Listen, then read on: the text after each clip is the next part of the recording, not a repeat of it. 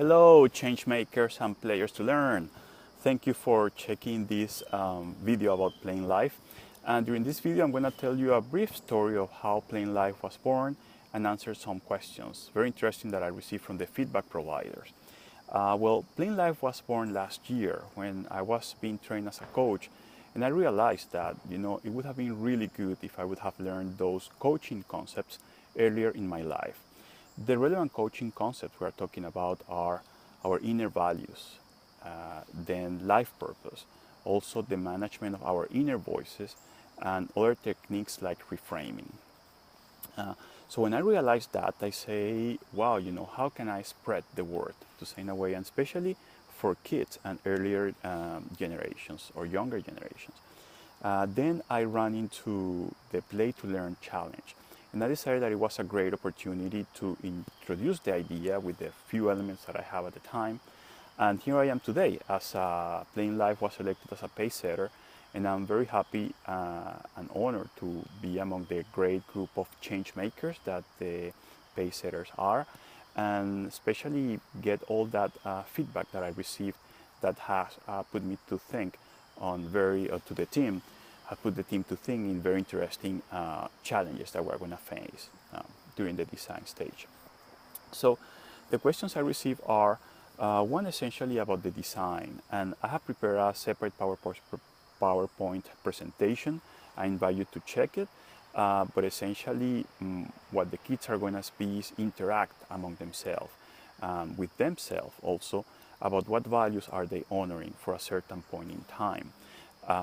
And then they can evaluate and in a way grade themselves, and we don't want to create much competition during the game, but in a way see themselves what level of satisfaction are they getting with a certain degree of honoring their values. You can see that better again in the presentation.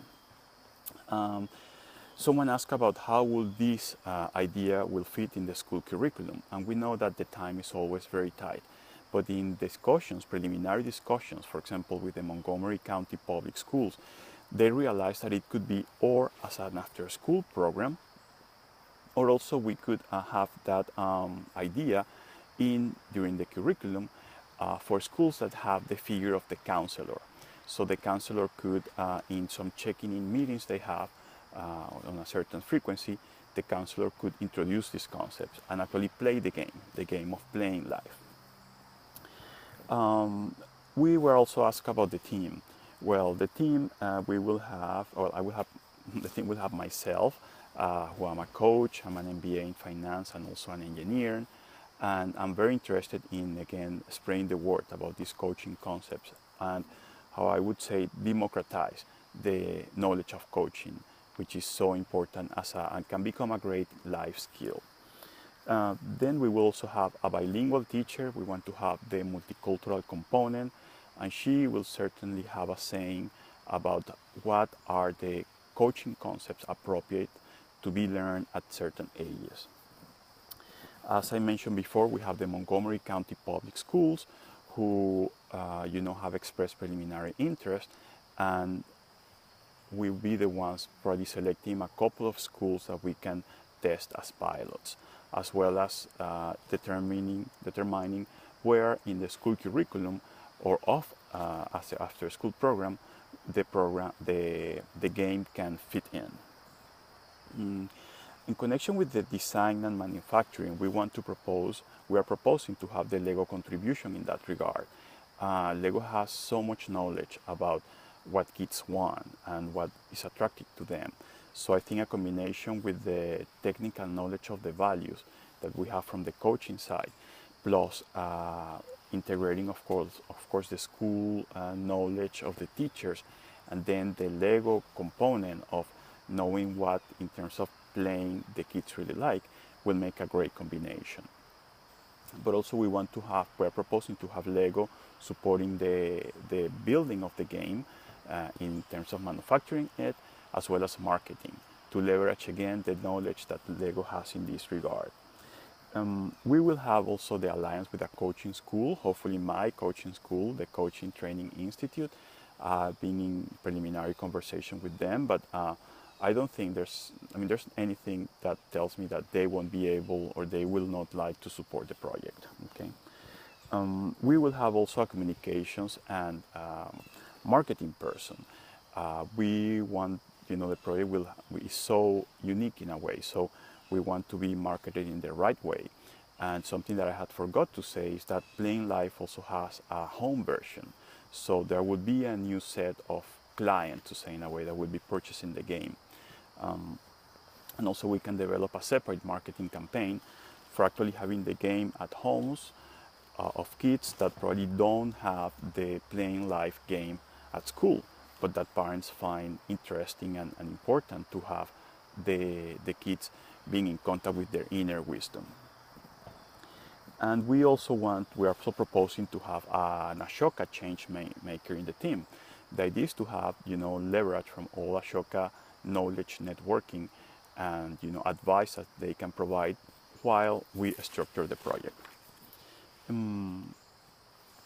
And lastly, but not least, we have also a social impact officer. That person will be telling us what are the best 2-3 indicators of impact that the project will have. And we want to measure the impact because through that we can fine-tune what are the most impactful elements of the game and focus on that, and let's say getting that feedback from how the game is impactful to improve it. In connection with sustainability, I posted on the webpage the breakdown of the cost of the project. We're expecting to have, we are estimating a budget of $500,000 for the first 2 years of development. This is still an idea, but we envision that by that time the project will be already implemented. So, something that it will be sold, the sales should be starting to generate revenues. But of course, more fine-tuning on the financial part will have to be developed. But roughly speaking, like about 55% is coming from private foundations. We estimate that we identify in principle 16 institutions that will be willing to support the project.